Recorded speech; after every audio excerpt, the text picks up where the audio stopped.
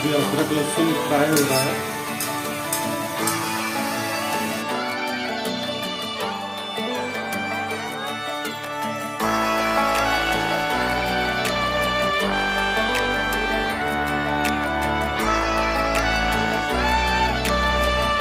कुछ देर के बाद अभी पानी डालेंगे।